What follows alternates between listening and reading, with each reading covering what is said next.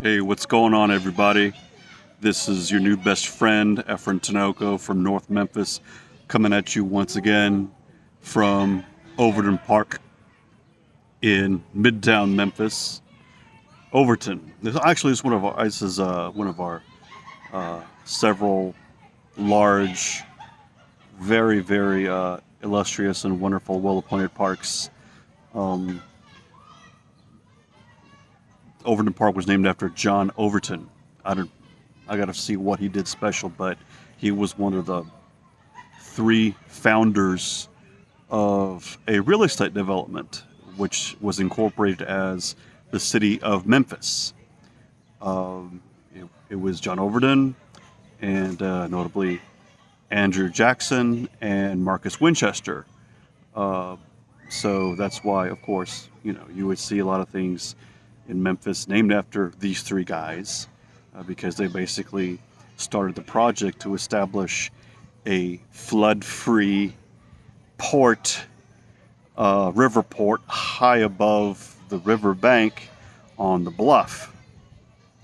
Very geostrategic location. It would have been a big city, regardless of whether or not the Native Americans would have had time to do it, or the Spanish would have held on to it after the U.S. Revolutionary War, or the English, or the U.S. Americans. This was a charmed place for sure because of the physical characteristics of the place. But anyhow, I used to come to Overton Park and other places when I was a kid, other parks, depending on whether or not I lived in Midtown Memphis. We moved from Midtown to East Memphis when I was about 7 years old.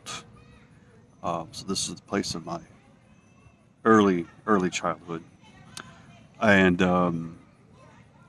but you know what? I never played soccer here. You know, I didn't. There isn't a lot of. I don't think there's any soccer anything here in Overton Park. There isn't out east, but that's kind of odd. As big of a park this is, and it brings me to a point. Why does the United States really? Why is it so mediocre in men's soccer?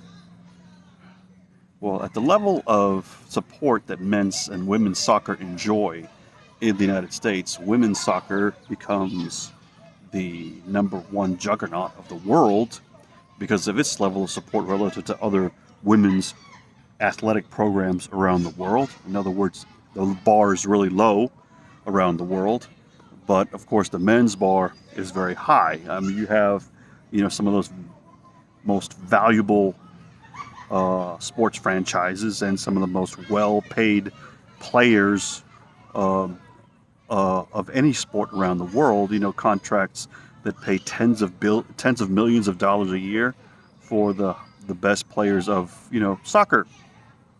So it's, but why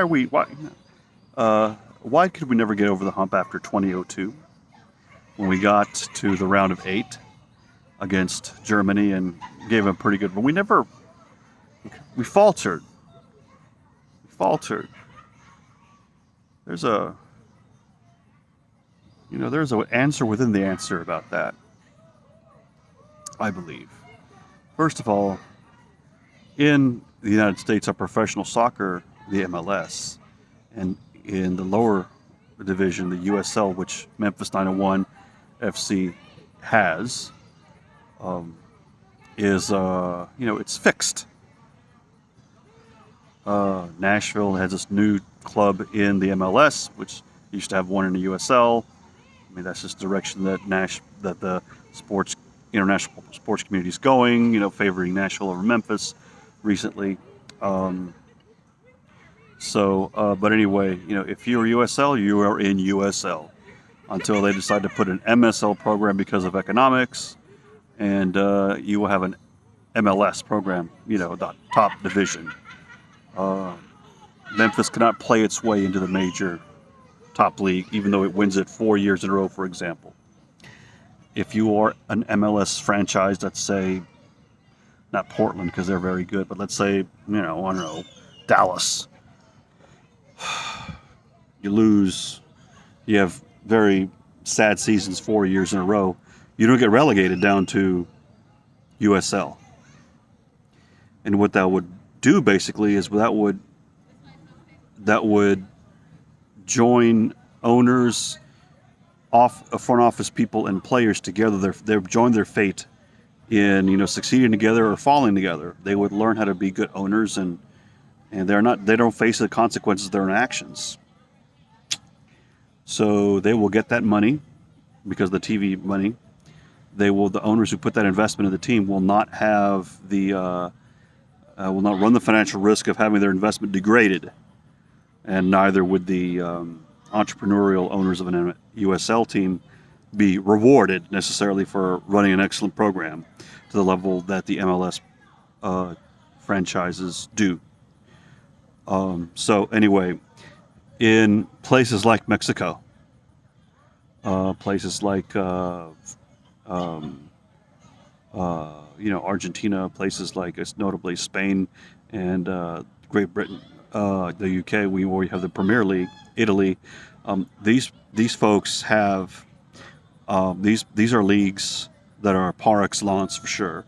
All of them are higher up than the in excellence of the MLS, and all of them, all of the teams are exposed to succeed or get relegated, and all of them have second division teams that get rewarded by getting promoted. Okay, so on top of that, we have a cabal similar to the NCAA, even at the youth soccer level, and they control a lot of rules of who plays who, and subdividing tournaments and championships, and it's a pay to play situation. If you want to play youth soccer as early as elementary school, you pay to play. It's not something that so in other words, a lot of kids from the hood, for example, miss out on this development. A little club of Mexican immigrant teams, kind of in Memphis, for example. I'm sure there exists other elsewhere, but they, it's kind of like a communal thing, and they're actually putting a lot of folks in, Division One programs in like Memphis or or Temple or SMU. Notable Division One soccer teams out of Memphis because of the immigrant community here. But mostly it's a pay-to-play situation, and so therefore you don't get the best athletes. The best athletes don't go to soccer. They go to other sports. And in other countries, when you're identified as someone who could be on track to be just super fantastic, then you actually get put in soccer academy where you take your math, your English, your history, and also, but your extracurricular, your outsized extracurricular is soccer. And so you actually put into academy. A lot of them are even affiliated with the professional teams, like Barcelona, FC Barcelona has an academy, and Real Madrid has an academy. And I know my favorite professional team is the Monterrey Rayados, basically the blue stripe guys from the bourgeois suburbs of Monterrey. That's my team. They've done very well, but that is our reality as we have it in soccer is normal. We consider our odd arrangement normal. We consider the constraint of the shackling of our sport in the United States by the rich owners or organizers as normal. So we have a mediocre product on the field. Instead of, the point is not excellence, the point is profit. So when excellence conflicts with profit, then profit wins. Similar to college football, University of Memphis fans would appreciate this. Um, Lately, it's only been lately that the athletic department itself has been operating in the black. Not just because of the, and not just on top of, basketball excellence, but football excellence more than anything. So when football and basketball do well together, University of Memphis goes in the black, athletic wise. Okay, and this is odd because you've had to sustain ridiculous levels of excellence. Um, you know, no longer is our oversized stadium so oversized. It looks like it's just slightly oversized now. The Liberty Bowl is only slightly oversized for a program of the caliber of the University of Memphis, and we keep this up for a while longer, then it's going to be just 62,000, right size. Perfect size for University of Memphis, right? Like only a few programs at the highest division. But anyway, so the media has this arrangement. The media has constructed a arrangement of there being a notion of there being a Power Five and a Group of Five. So there are about 130 teams at the Football Bowl subdivision, formerly 1A. Memphis, of course, 130 teams that, if they do well enough, they will go to a bowl.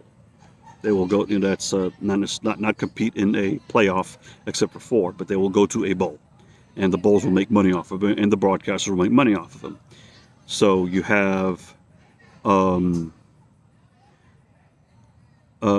the highest bowls have the arrangements with most of the more prestigious Power 5 conferences, of which Memphis is in the American, of which Memphis is not in one. It's not one of the Power 5. It would argue Power 6, but no, they don't get the rich contract.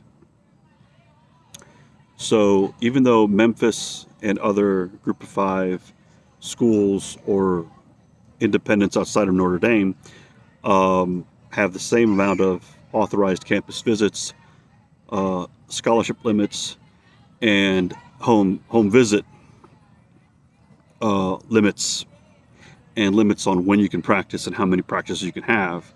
Even though all those rules are the same, the competitive rules are the same, the money favors a certain group of schools that the networks have said that these are the ones that give us an audience. Like Duke University doesn't give an audience. Come on. Duke University, Indiana University doesn't give an audience football. Rutgers, it's in New York. It's right across the river from New York, but not a national audience. Boston College, no. University of Memphis, lately, absolutely has a new national audience because of just the attachment with the name of the city, of the basketball program, and resurgent excellence. But they do not share in consistent arrangements, financial goodies. Vanderbilt can field a terrible team every year and be in the black. Mississippi State can field a terrible team most every year. Ole Miss also, and be in the black. They're just sitting pretty, and they will never be relegated into a bad conference because Tennessee, Mississippi State, Ole Miss, Arkansas will veto Memphis's entry into the SEC, for example.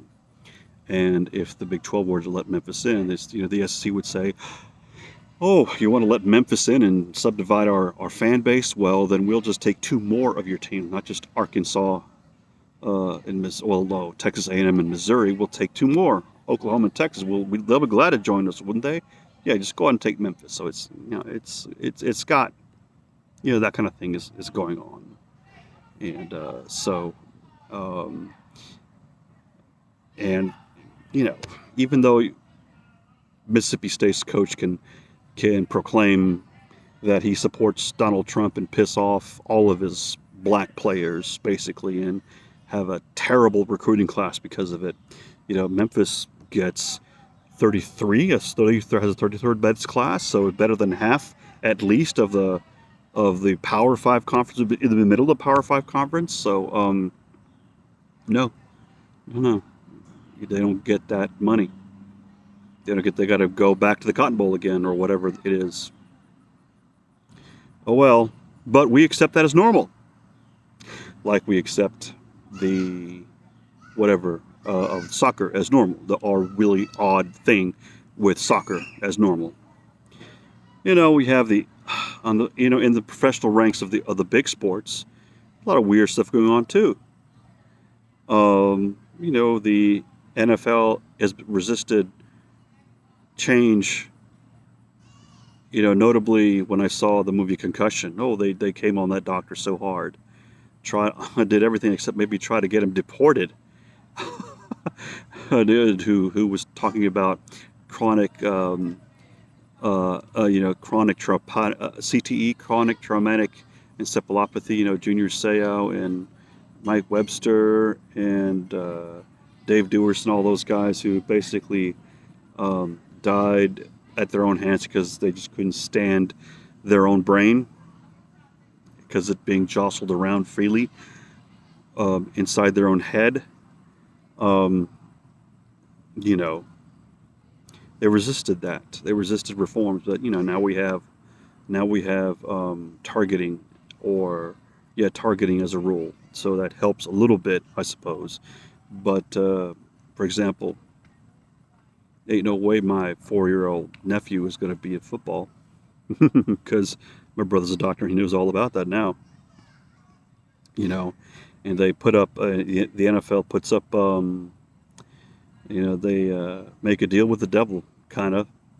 We have the national anthem at all these events. All these, it just played out. We've played out the national anthem by having all these insignificant regular season events play the national anthem at all of our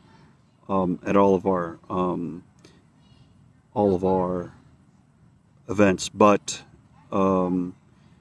you have so they came down really hard on Colin Kaepernick, didn't they? Really hard. Those guys in the NFL do not like to be challenged. They do not like to be forced to do anything by their players. So they made him a pariah for a while, but history in short order has proven him right. And it took George Floyd to do it. But the real thing behind that is that the NFL enjoys a deal with the Department of Defense to hold these ceremonies that violate the flag code to the tune of millions of dollars a year, to have flyovers and present the colors in a way that violate the flag code.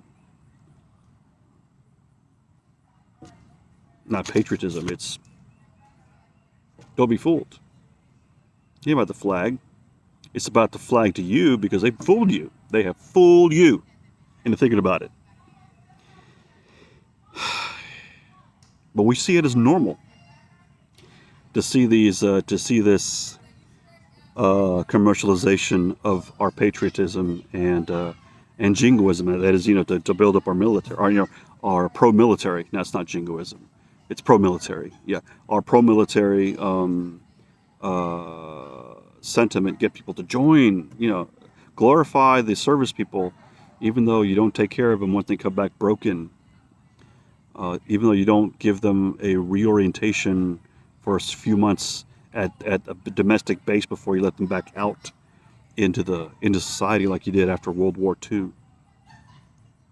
So the NFL has been basically beaten to the punch to about the race of social justice highlighting by not only the NBA but by NASCAR. See, NASCAR, the sport itself, among owners and administrators of NASCAR, isn't full of racists. Obviously, a lot of the fan base is, I mean, and you know, they say they'll never watch it again, some of them, but yeah, right. But we accept this glorification and cheapening of our flag and our anthem as normal. We see the Republican Party and the DNC basically roll over and open their rear ends and present their rear ends openly to the the funders, and do things like voter suppression or election meddling in all sorts of primary contests to make sure that the certain people are protected from a a a populist from taking the seat away from a Mitch McConnell, for example. No, they'll have an establishment person in there instead. Oh, what's her face from Georgia? I forgot. But anyway, you have that dude, that knucklehead in Georgia who ran his own election to elect himself. I'm sure everybody dying of coronavirus. Georgia's thankful for that.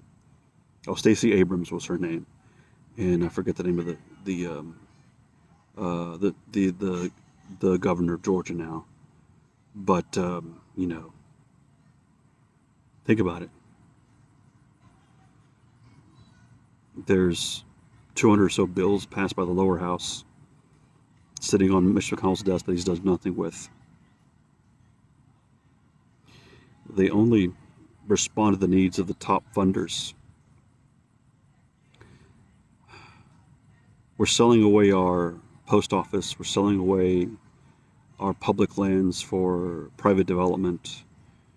We're unique in our non-imposition of any kind of costs whatsoever to the richest small X% of the people who own the productive capabilities and the employers of this economy, putting all the burden on the people who would do the work.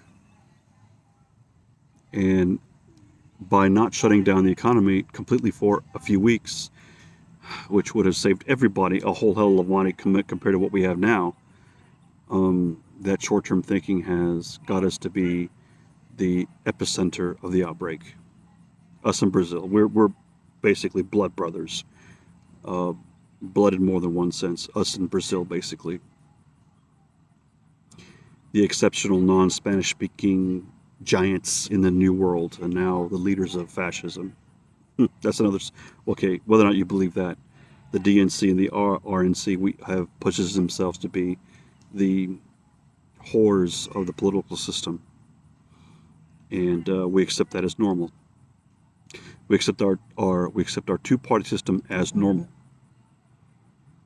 You don't believe me? How broken it is? The two people we have running for president right now, among the two parties, are basically two septuagenarian, corrupt, hoo-ha grabbers who have a record of oppressing minorities. And for some reason, there are strong messaging campaigns to cast them in something other than that, when the records just dictate that. And we accept this as normal. This is our historical condition. This is not an aberration. I think Cornel West said that Trump is not an aberration because his rise to power represents basically the confluence of things that have already historically existed within the United States. And I agree with him. I totally agree with him. We've always been this way. You know, I've given you a short discussion before about how especially in the South, the slave holders, the plantation owners of the cotton plantations in the Mid-South basically created the Dixie culture, manufactured a new Dixie culture out of people who were ethnically the same, from the same tribe, the Anglo-Saxon tribe of New England. You have basically, Northern Baptists and Southern Baptists, right? So through the press, the pulpit, and the political machine, you have established a very odd Dixie culture in the United States, which we accept as normal. Like relegation, or basically no relegation in football, like Memphis not being able to play its way into the championship in football, in college football, like the cheapening of our flag in sports. I guess until recently to have the Confederate flag is normal.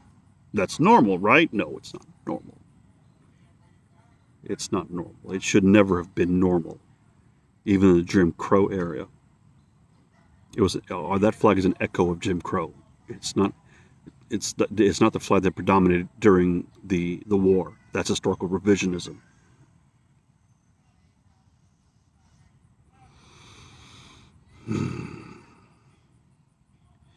But we have, let's see what we have. What is a result of the fact that we have this Dixie culture, and what rides along with it is a certain specific and very vehement racial animus in this country towards Native Americans, towards later African Americans, towards Latinos. Yeah. I mean, what is expansion? What is westward expansionism? Or, Florida, or establishment of an empire in the Western Hemisphere. You had to have this racism to make it palatable, because the rich didn't have the votes to do it and themselves, right? That's why they're rich.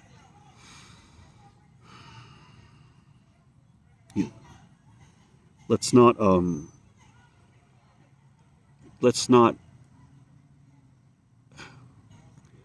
pretend that we are this way for us, so that we don't realize how interdependent we are, so that we don't defend each other, so we're distracted towards all these sports that are weird in their economic arrangement. And I say this because I'll get back to the point. Our Congress is not passing a bill, any kind of bill, to have helped us get through this pandemic, because their funders don't give a shit about us. They never did. They never did. The cotton growers didn't care about us. They didn't care. They radicalized us into invading Mexico. And they radicalized us into turning our arms against the United States, to march straight into the line of fire, and to charge with picket into the Gettysburg defenses that were defending the march towards the city of Philadelphia. And so when we have this prison industrial complex that has basically disenfranchised all of our a lot of our African American men, which has turned our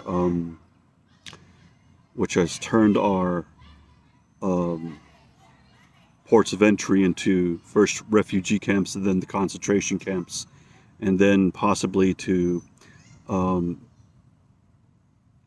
child sex trafficking markets.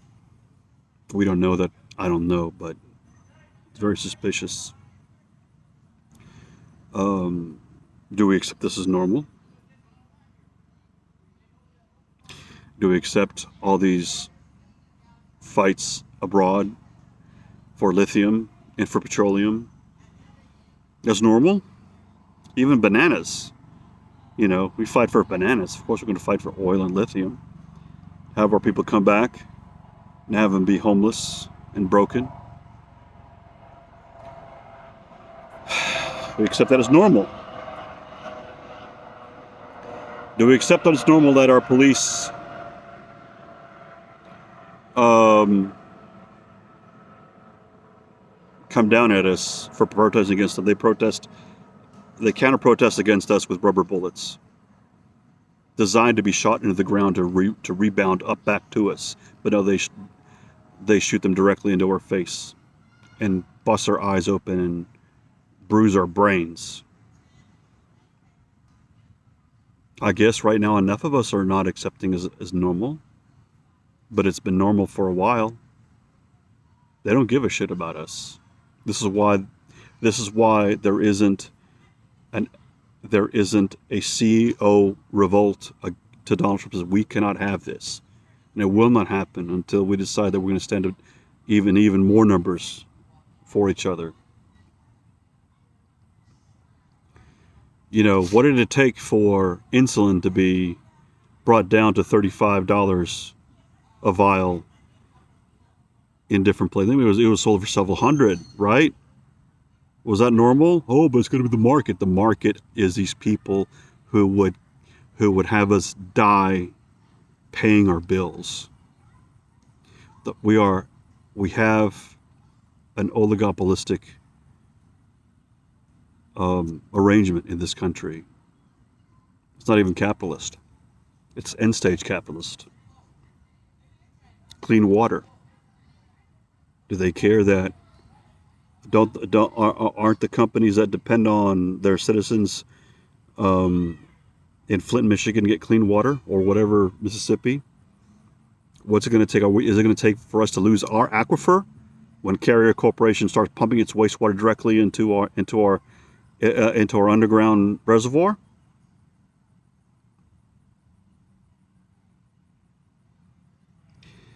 The two-party system is not going to get us an outcome that we will now see as just. And I don't know where this is all going, but even a few people who support the president in his successful transformation of a fascist arrangement, that we are in fascism. Look up the definition of fascism. We're there. We are there. He has brought us there. We have allowed him to bring us there.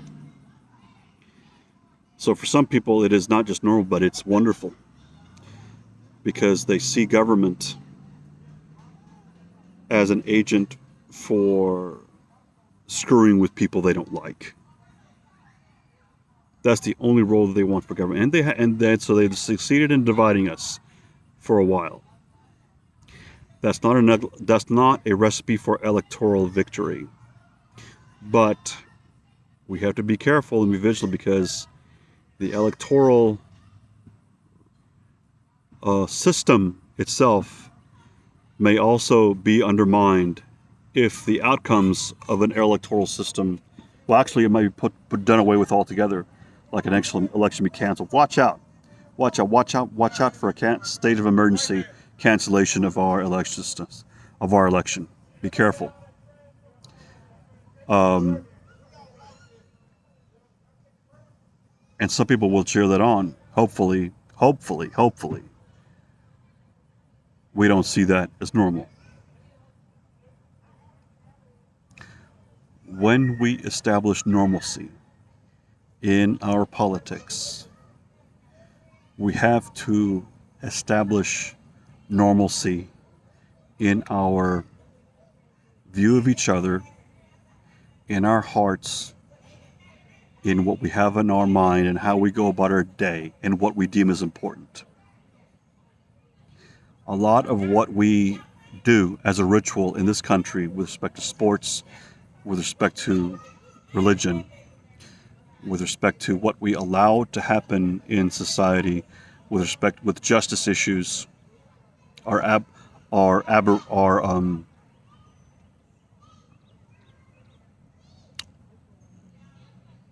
deplorable.